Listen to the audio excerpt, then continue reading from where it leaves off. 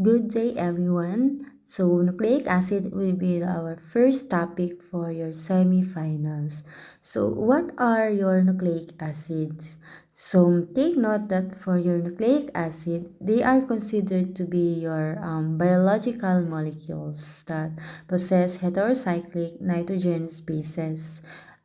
These are the main principal, or it is a principal components now of their structure. So when you talk about heterocyclic, that would mean they compose of your cyclic ring, okay, in their structure, or they have the cyclic ring in the structure of your nucleic acid. And of course, from the word hetero, that would mean they have what we call, or there is a presence of your atoms such as your nitrogen, aside from the carbon in the cyclic ring of your nucleic acid. Okay, so tandaan that they contains, or hetero means there is a presence of atoms such as nitrogen aside from the carbon in the cyclic ring. And also, these are polymer of nucleotides. Okay, so when we talk about nucleotides, that would mean this is considered to be a monomer. Okay, a monomer of your nucleotides, in which nucleotides are the building blocks of your nucleic acid, just like your proteins, which in which amino acid would be the building blocks of your proteins. Take note that the building blocks of your nucleotide, I mean your nucleic acid, would be your nucleotides. So when there is link of your nucleotides, they are being linked together, they are considered to be your polynucleotides, or polymers of nucleotides. So basically, we have the major types now of your nucleotides. Okay, what are the basic or I mean the major types of your nucleic acid? We have your DNA and of course your RNA.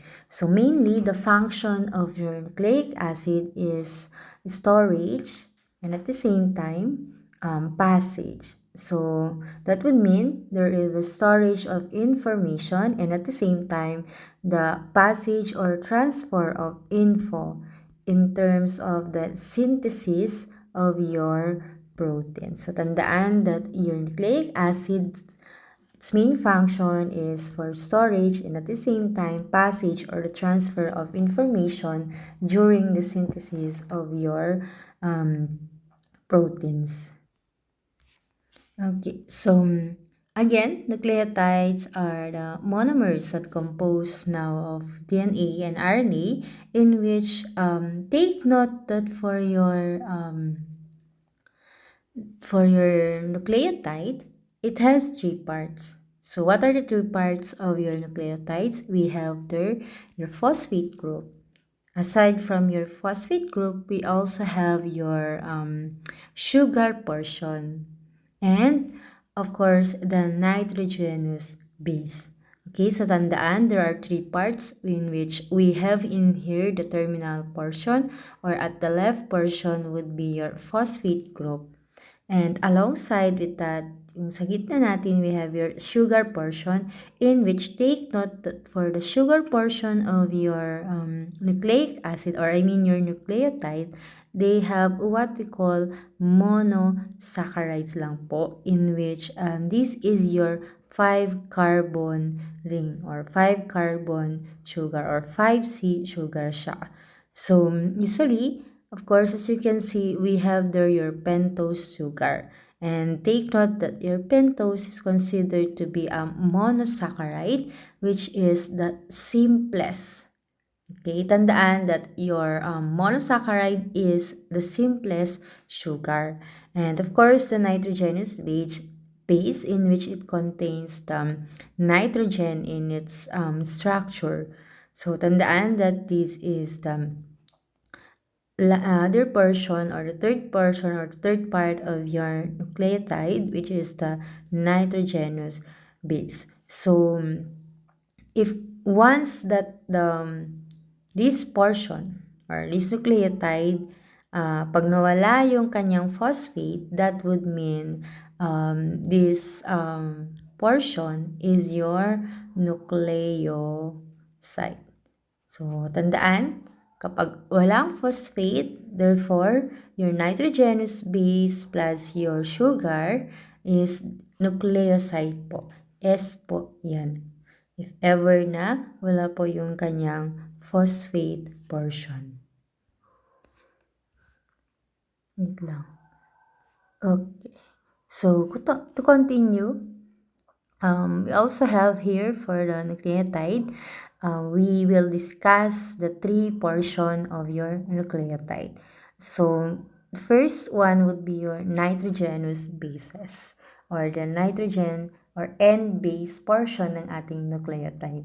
So, basically, it contains or it has 5 types, So, take note that for your nitrogenous base, it has 5 types. And although they have 5 types, here we have your cytosine, your uracil, your thymine, your adenine, and your guanine.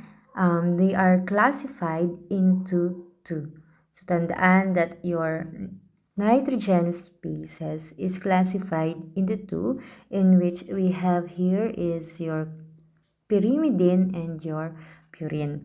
So basically, pyrimidine is the parent compound of your cytosine, your uracil, together with that of your thymine, simply because the parent compound, okay, this is a parent compound, and as you can see in the figure, in these figures po, they have the same parent compound, in which the only difference or what makes them differ with each other would be the presence of their substituent or yung kanilang functional group which is attached to them. So as you can see, for our cytosine, we have here amino group. Okay? So, memorize yun na yan kasi dun sa amino acids natin, di ba? So, we have here the portion amino acid. While for your uracil, of course, together with that of your thymine, they do both have what we call carbonyl group or yung diol na tinatawag natin dun sa kanilang substituent. However, as you can see po in the figure, we have here the yellow portion, tong part na to, it contains your methyl group as the extra doon sa substituent ni thymine. Okay, tandaan, for your cytosine, we have here what we call amino portion as the substituent. And also with your uracil, si carbonyl group lang po or diol lang po yung meron sa kanya together with that of your thymine. However, we have an extra methyl group kay thymine. Okay, tandaan, extra group is your methyl portion kay thymine. So in order for us to memorize or what would be our mnemonics for your pyrimidine, of course, we have your PICAT. Okay, wait lang po. PICAT. PICAT would mean pyrimidine or pyrimidine, cytosine, uracil, and that of your thymine. So, in other words, for your purine naman, as you can see po, we have the word purga, in which purine, and also we have your guanine and that of your adenine. So basically, for our pyrimidine and that of your purine, as you can see in the figure, they have what we call difference in their structure. So what makes it differ your pyrimidine with that of your purine would be their structure. So as you can see in the structure of your pyrimidine, it only contains this one in which 1, 2, 3, 4, 5, 6. Okay, 6 na carbons lang siya. Unlike kapag si purine, it has what we call bicyclic ring po siya. Okay, as you can see po, si pyrimidine is single ring lang po siya. Unlike si purine, meron po siyang dalawang ring that has been linked together. Okay, so tandaan, again, when you talk about pyrimidine, we have your picat as its mnemonic, which means we have your cytosine, uracil, and thymine. And also, we have here your purine, purga, adenine, and that of your guanine. Wait lang. So, moving on. And, okay, so we have here your N-containing base, such as your cytosine, uracil, and thymine, which are all based on the structure of pyrimidine. So sabi ko nga kanina, we have this pyrimidine as the parent compound of your cytosine, uracil, together of your thymine. And tandaan that the main difference would be on their substituent or the attached functional group in their portion. Okay, tandaan, that's for your cytosine, we have your amino group. While for your uracil, we have your diol or yung carbonyl group natin or carbonyl functional group. While for your thymine, it also contains your carbonyl and of course yung ating methyl as an extra functional group.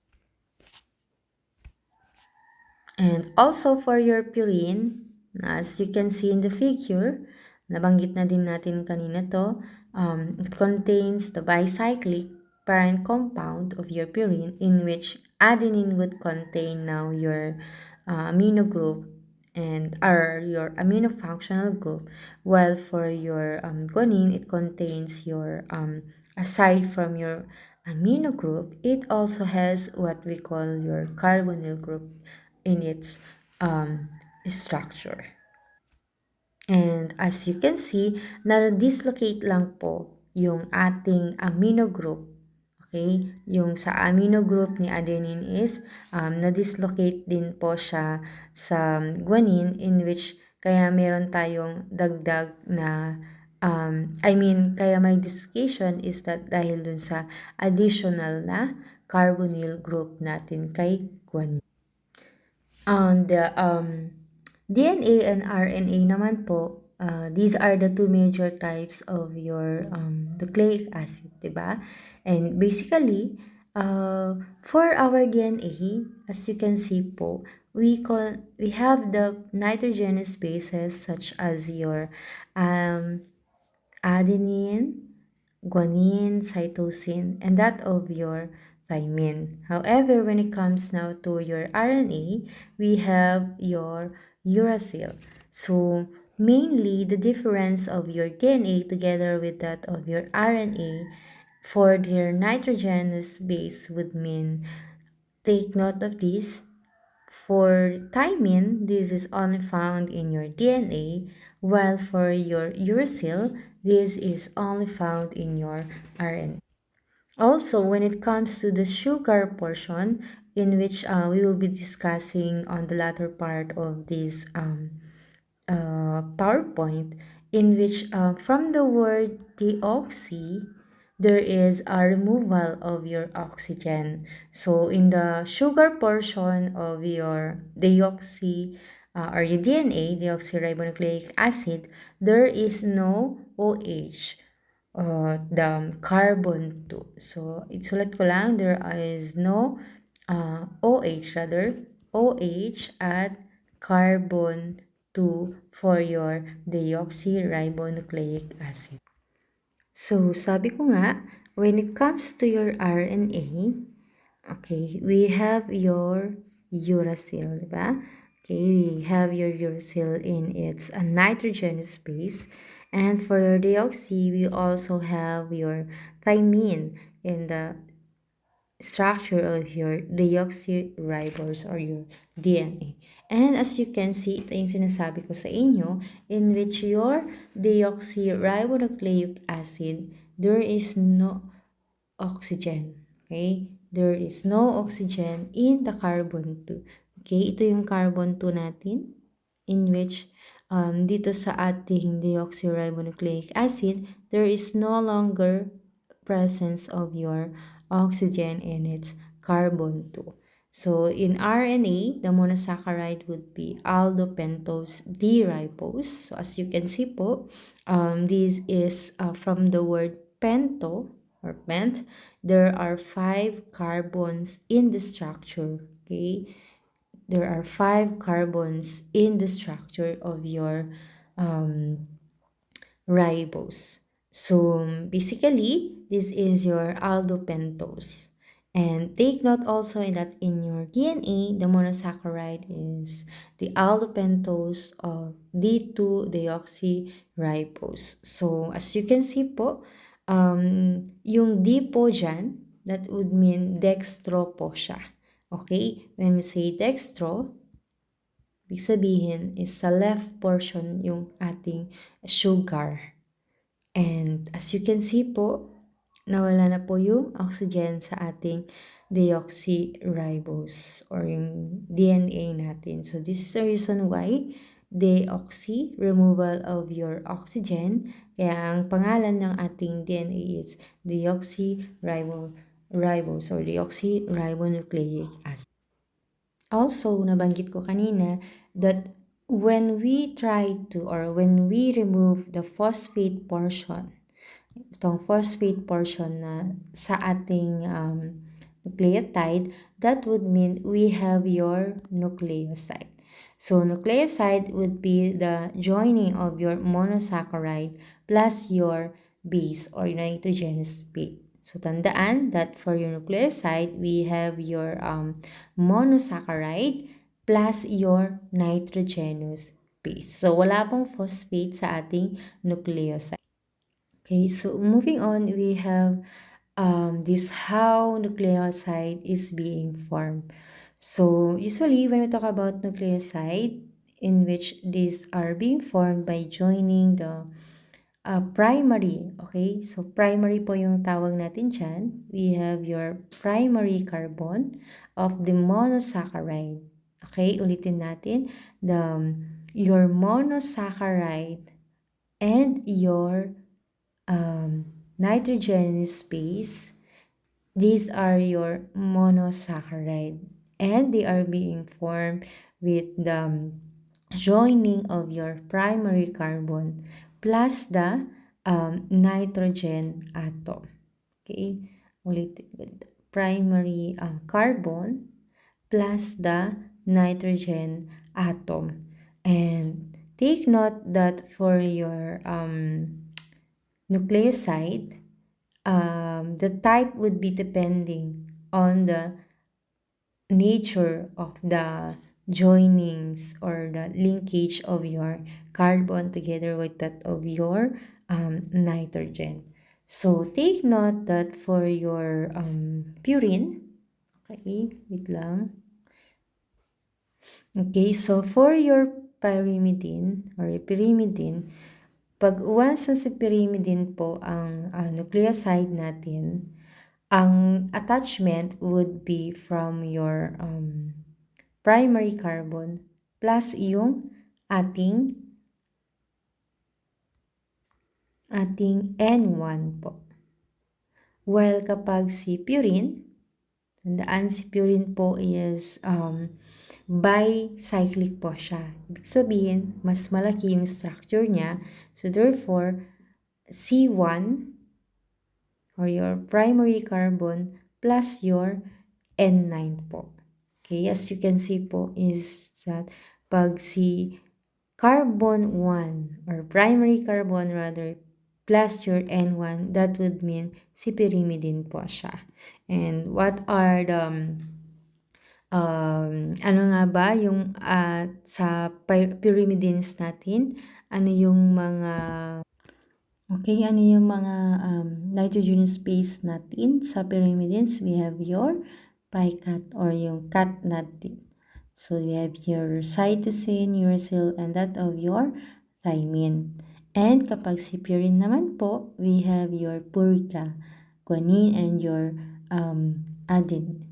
So to name a nucleoside, we derive from the pyrimidine. Okay, tandaan that we use the word idin sa last po niya. Like for example, we have your cytosine.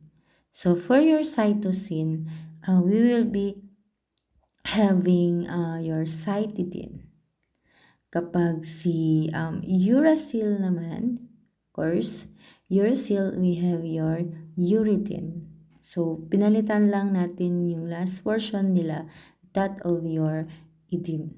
And of course, your thymine would be, so it would be your thymidine.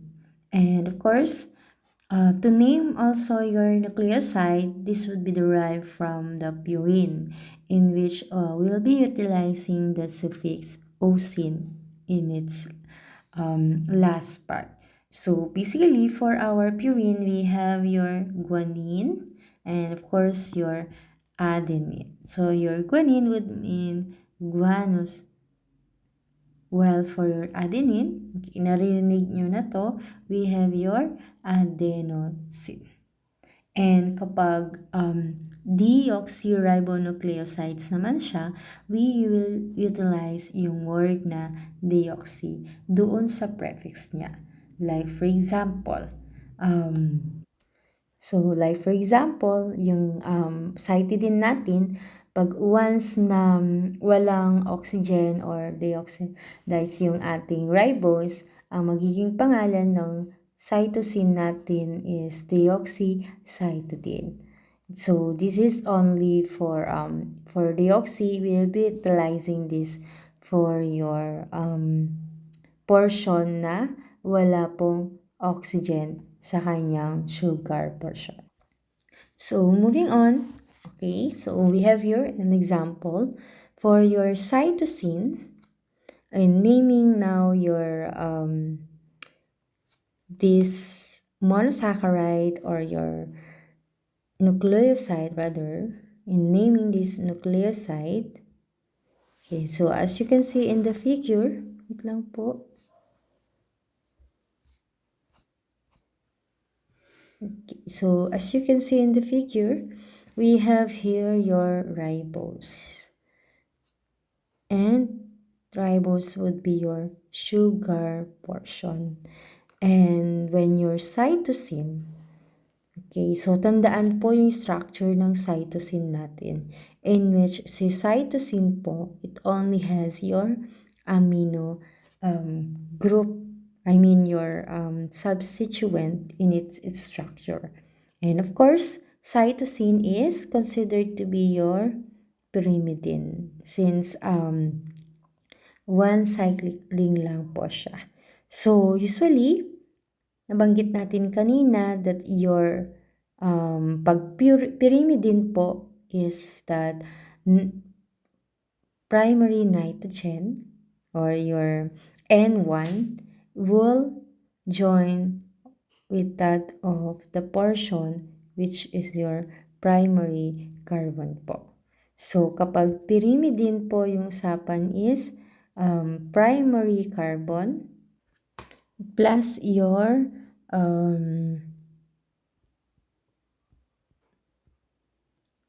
N1 or yung first nitrogen ng ating structure. Okay, so to name that, for your cytosine, palitan lang natin yung last portion niya. So, ang magiging suffix niya would be your idine. So, therefore, the name of this compound now would be cytidine, which is considered to be a ribonucleoside. So, paano natin nasabi na ribonucleoside yung ating structure? Simply because of the presence now of the OH doon sa ating C2. Okay? So, ribonucleoside siya simply because of the presence of your OH doon sa carbon 2. Okay, so moving on. For the next portion po, we have here, okay, so kung napansin niyo dito sa structure ng ating ribose, sorry, so dito sa structure ng ating ribose, we do not have what we call yung oxygen dito sa part na to. So, sa C2, there is no oxygen already or yung OH natin. So, therefore, the name would be now deoxyadenosine. Adenosine simply because adenosine is considered, your adenine is your purine. So therefore, the name would be deoxyadenosine, which is considered to be a deoxyribonucleic acid. Okay. And if you will try to look at the structures of your cytidine, cytidine, and together with that of your deoxyadenosine, we have here what we call your N-glycoside. Okay? Bakit kaya merong N-glycoside dyan? And even in this portion, we also have N-glycoside. So, para saan nga ba si N-glycoside? So, take note that for your N-glycoside, this is now what we call the band or yung naglilink together with that of your N1, that of your N9 together with that of your C1 ng ating deoxyadenosine. While for the other one, for this portion, we have your N-glycoside that bind together your N1 and of course the C1 or the primary carbon of your cytidine. So therefore, your N-glycosidic band is considered to be a component of your a component of your plant rather, in which the functional group is ether. Okay, so tandaan that the functional group would be an ether. So ano nga ba yung symbol natin for your ether? Okay, we have your ROR. So take note that when your sugar portion interacts with that of your N, that would mean there is what we call N-glycosidic band. So tandaan that your N-glycosidic band is a component of a plant in which it has a functional group na ether.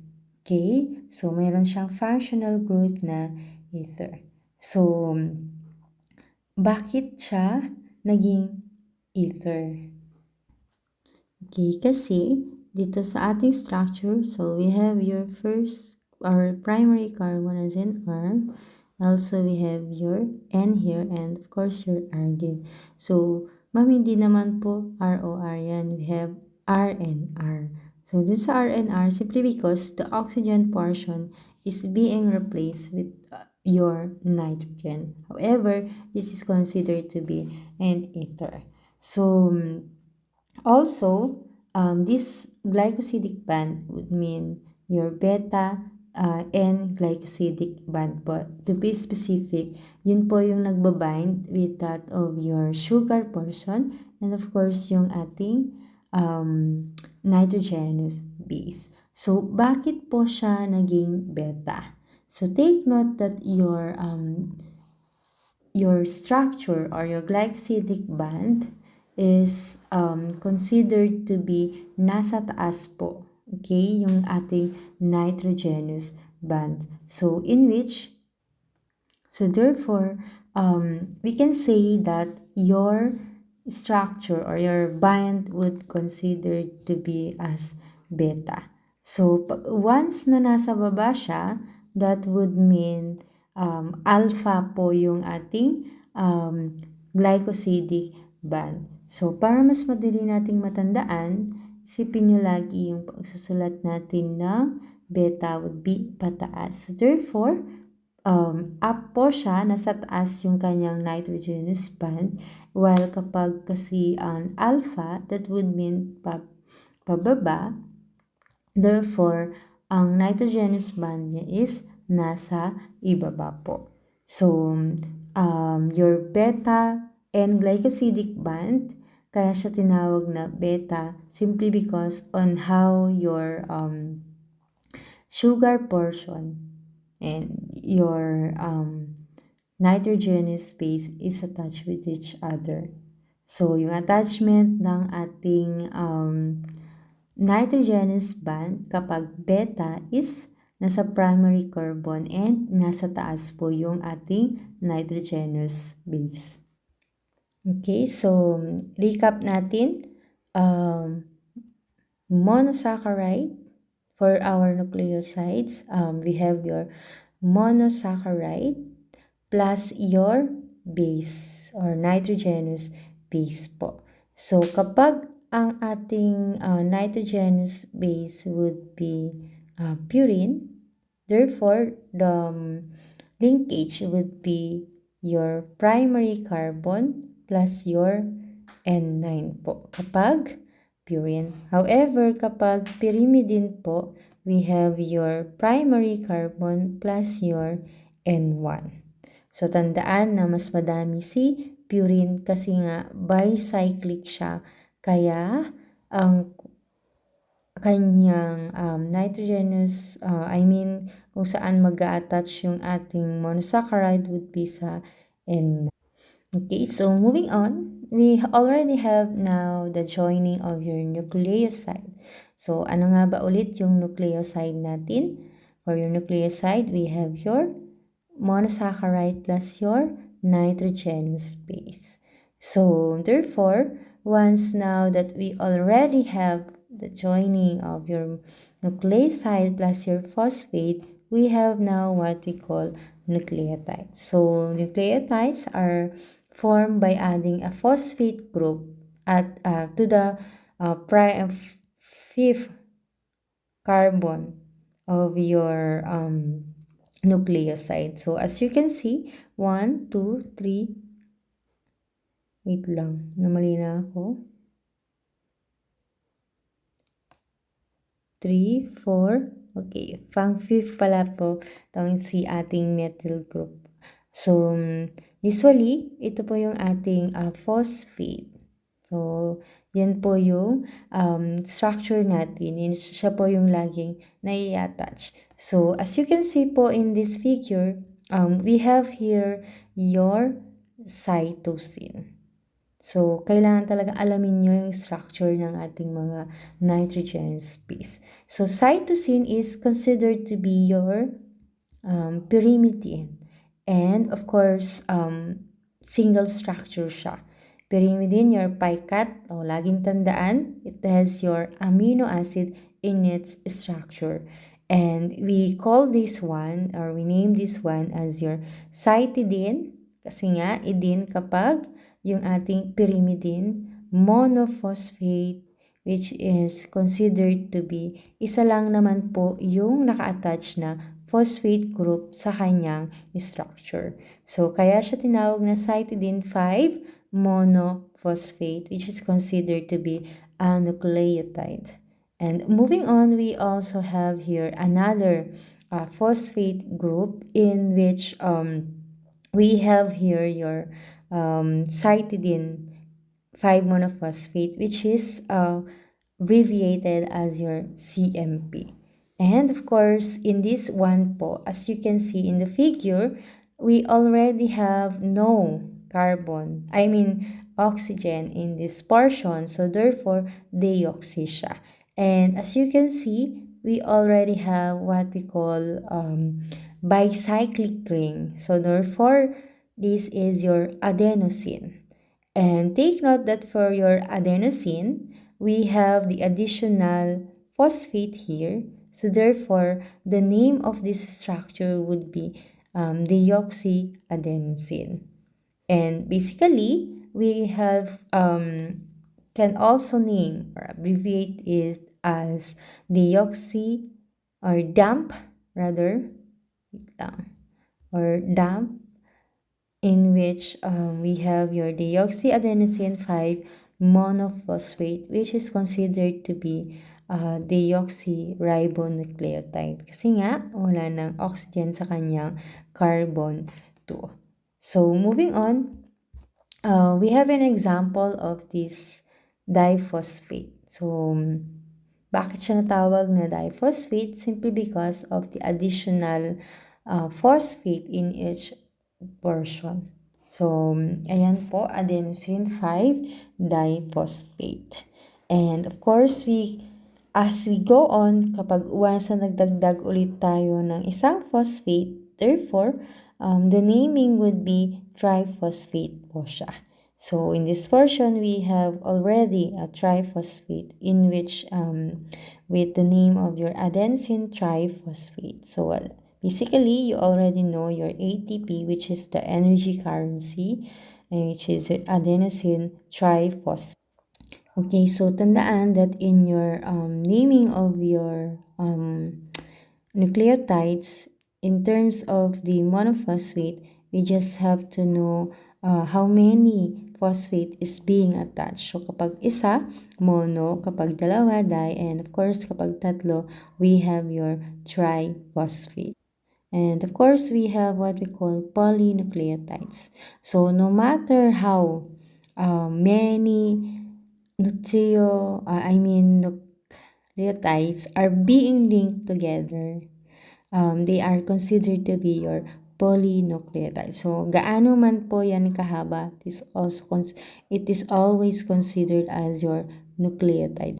And take note that for your nucleic acid, they are your polymers of your nucleotides. So therefore, when it comes to your nucleic acid, sobrang, sabi ko nga sa inyo, these are millions of your nucleotides being joined together.